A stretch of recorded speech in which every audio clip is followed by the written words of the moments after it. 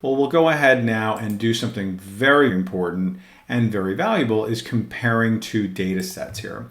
So if we go back to this data set where we have compare tables, okay, you might want to know these two customer tables and then active versus inactive, and basically kind of telling us, right, is there a match between them? Okay, this is a very common thing. It can be very frustrating and very time consuming. We're going to just figure out how we can do this and then ultimately get the information we want without really too much effort. And I'm not really sure how to do that. Let's just go ahead and bring up my prompt here. Write a formula that compares status in table A and table B and returns match or mismatch. Okay, so let's go ahead and upload this content here, compare tables, and let's just see what it brings out for me. So it's scanning it, it's got both data sets in there. Now let's go ahead and explore with the options it has for us, which is a little bit complicated, right? But you might want to, again, get some more information on it. But notice how it's got a nested function of if, and then notice how inside of that if, it's got an X lookup, and then it's got also my kind of outcome around that. Let's just see if that's going to work. But understand that it's comparing stuff inside of table B as well as table A, which does not have a label in it, because this is referring to an outside table. All right, but again, this is going to explain a little bit more for us. Now you can see also it is giving us another option, okay, in case this other one doesn't work for you. But let's just go ahead and try that out. And there it is. And then again, notice what it's doing. It's highlighting all of those different table headings there. I'll put in that formula. I'm going to hit enter. And now we'll see that there's a mismatch. And then I'm going to double click on that. And you can see, okay, great. Well, at this point, I kind of have to take its word for it. Because what I would probably do is go a little bit deeper into this and then maybe make a filter, because now that I understand about filters, that's going to extract all those out. Maybe I want to go a little bit deeper and have it do conditional formatting around this, right? So let's just go ahead and see what that might look like. I'm going to go a little bit deeper and I'm going to ask it to do a filter based off of that. Okay, so I'll come back here and I'll continue on my conversation.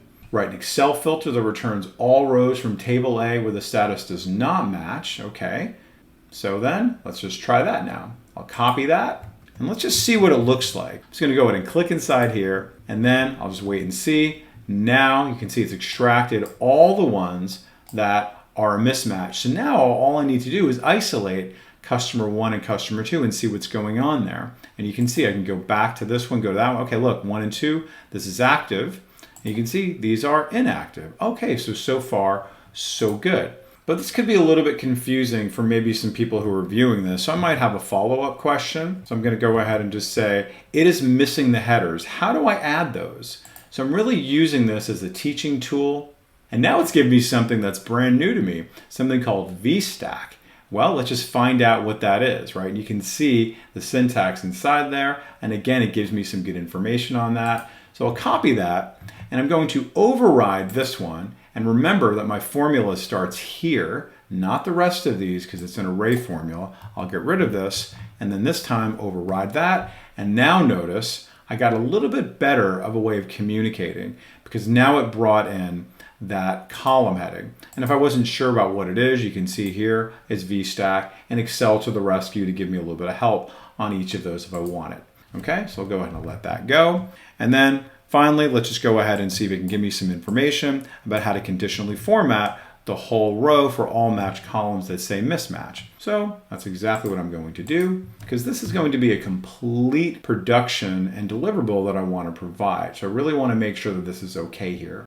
But now we're going to see what it does when I ask it for that because it is giving me the whole step-by-step and everything. But if you're paying close attention, you will notice that it has given me the incorrect column, right? Which is fine because it might be telling me, hey, you know what? You should replace E with the column letter that for your match column, right? So it kind of got it, but then maybe didn't recognize it. And that might be the thing that you need to pay attention to. So no big deal. I'll come back over here. I'll follow its instructions. I'll go ahead and do that. I'll do a new rule. I'm going to go ahead and say use a formula. I'm going to paste it in, but notice again that it's not going to be about E2, it's going to be about D2. So no big deal, but now we'll go ahead and make that pink, maybe do a little strike through, something like that. And then if I review, you can see here, It's got D2, right? And then notice also it's smart enough to understand about absolute references. But if you're not clear about what this means and why it put in the dollar sign and not here, you should ask it. I'll go ahead and click OK, and now beautiful, just like that, it's got it all, exactly what I hoped it to do. And then if this were to change, I can go ahead and just make this inactive, and now that goes back to blue and it loses its strike through.